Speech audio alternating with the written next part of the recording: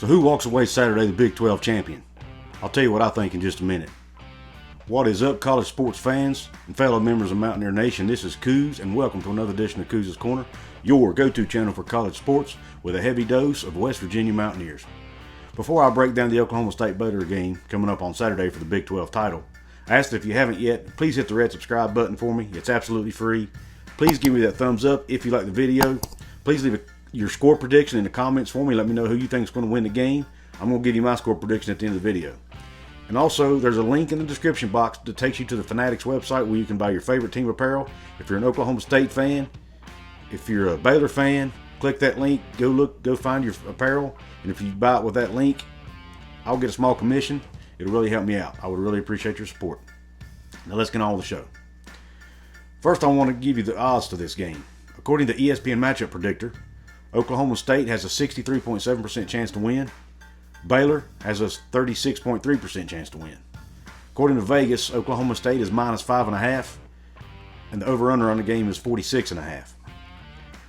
Now, these two teams have played once already, obviously, because the Big 12, we know that they play the round-robin schedule, and then the Big 12 championship is always a repeat game. When they played earlier in the year, I don't remember the week, Oklahoma State won the game 24-14.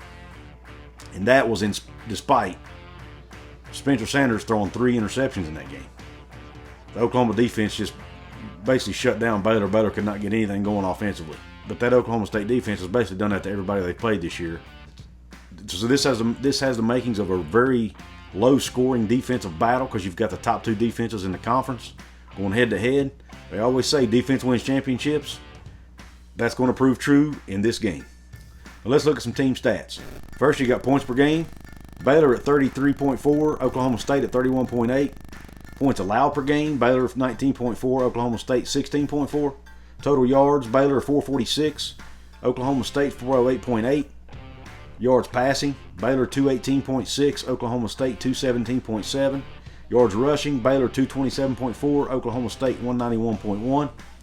Yards allowed, 348.8 for Baylor, 276.3 for Oklahoma State. Passing yards allowed, 228.2 for Baylor, 184.8 for Oklahoma State. Rushing yards allowed, Baylor 120.7, Oklahoma State 91.5.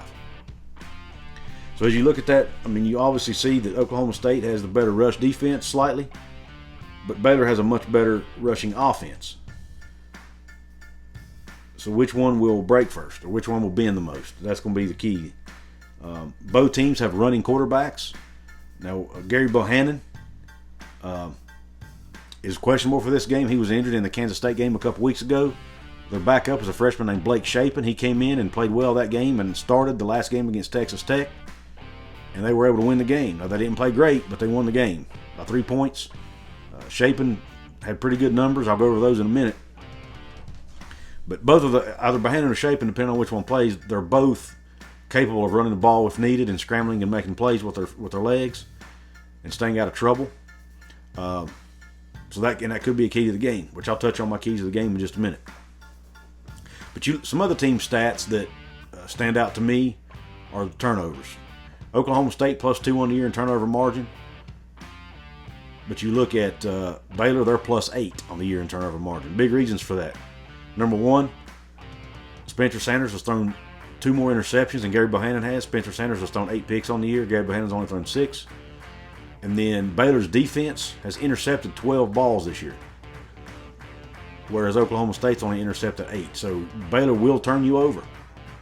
They actually forced Spencer Sanders into 3 interceptions in their first meeting, like I said earlier. So that, can they do that again? We'll see. And if they do that, is that even going to be enough to win the game? Because it wasn't before. And then another team stat that I think could potentially play a role is on the special teams side. You've got on the kicking game, Oklahoma State's touchback percentage is only 39% on kickoffs.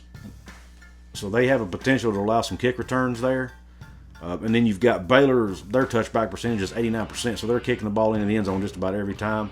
Oklahoma State likely won't get a chance to return one out. And neither QB has been sacked a lot this year. Both offensive lines have played well, so that shouldn't be much of a factor, we don't think. Now let's look at some player stats. First, if you look at the two likely starting quarterbacks, you've got Gerry Bohannon, Spencer Sanders. Bohannon 166 out of 258 passing for 2,160 yards, 17 touchdowns, and only 6 interceptions. He's taking care of the ball well. Now, if Shapen starts, the only game he started this year was against Texas Tech, and I'm going to give you the stats from that game. But the game he started against Texas Tech, here's his numbers. 20 out of 34 passing, 254 yards, 2 touchdowns, no interceptions. So he's very capable, and he's only a freshman, though. He's never played in a game of this magnitude. So if he does have to play, that should give a big advantage to Oklahoma State. Now let's look at Spencer Sanders.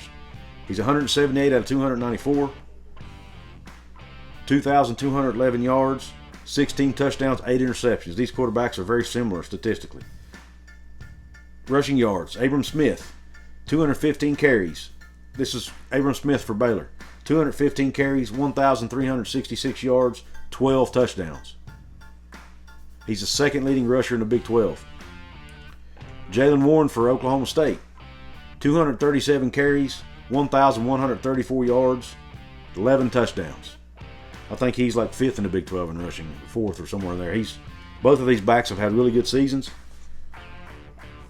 But then the thing with Baylor is, they've got Trestan Ebner, a backup, who's as good as Abram Smith. But you look at the yards per carry, Abram Smith's averaging about 6.4 yards per carry. Trestan Ebner's averaging just a little under 6. And then Jalen Warren for Oklahoma State is averaging about 4.9 yards a carry. But he's a workhorse back. Like you heard there, he's carried the ball 237 times this year. And like I've said in other preview videos, he will flat run you over. He's a hard guy to bring down. Just a direct, straight, tough downhill runner. Likes to run it up the middle. And then each team's got good receivers as well. The leading receiver for Baylor, Tyquan Thornton, 55 receptions, 875 yards, 8 touchdowns. And then Tay Martin for Oklahoma State, 61 receptions, 854 yards, 7 touchdowns. So both of these receivers can make big plays down the field if their quarterbacks can give them the ball, which they've proven that they can. Now let's look at defensively. Baylor, in my opinion, their best defensive player is Jalen Pitre, the defensive back. He has 5 pass deflections on the season, and along with 2 interceptions and 2 forced fumbles. And then you've got Malcolm Rodriguez at Oklahoma State. He's got 106 tackles, 3 forced fumbles, 3 sacks. And of those 106 tackles, 60 of them are solos. Guys all over the field, making plays every single game. Oklahoma State is loaded with seniors. They've got 9 out of their 11 starters are seniors. And then they've got that freshman named Oliver who comes off the edge as well. You saw what he did in the Oklahoma game. I think he got 2 sacks on Caleb Williams in that game, and including the one that was really big there at the end that really sealed the game for him. So he can play, and that kid's just a freshman. So Oklahoma State's just got defensive players all over the field, man. They play hard. They make plays. They're disciplined. I think the average age is like 21 years old, so they're grown men. Oklahoma State has grown men playing in this game, and I think that makes a big difference mentally and physically. And what are the keys to victory for each team? Well, first let's look at Baylor. In my opinion, Baylor needs to force Spencer Sanders into mistakes like they did in the first game. Force him into making some bad throws. Force him into throwing some interceptions. But when you get those interceptions, you've got to take advantage of them. Offensively, Baylor needs to find ways to get yards and points on Oklahoma State. It ain't easy. They're going to have a good game plan. Hopefully for Baylor, Oklahoma State will make some mistakes, and they can capitalize, maybe break a big play or two. And I think the quarterback run game could come into play a lot in this game. If they can, run some scheme up some runs for Bohannon or Shapen to help keep Oklahoma State's defense off balance a little bit, that could come into play as well. And then the third one, Baylor needs to win a special teams battle in this game, in my opinion. If they can make some big plays on special teams, whether it be punt return, kick return, what are Oklahoma State's keys to victory? They just need to do what they do.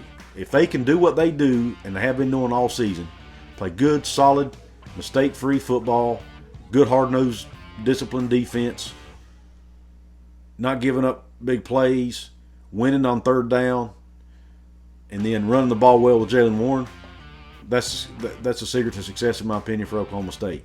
They're really, really hard to beat when they play their game and play it well.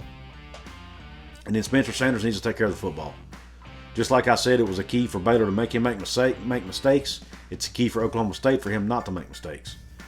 He needs to protect the ball, don't make any dumb decisions. If he gets pressure, he throw it out of bounds, run out of bounds, whatever you got to do. Don't make dumb passes, dumb decisions.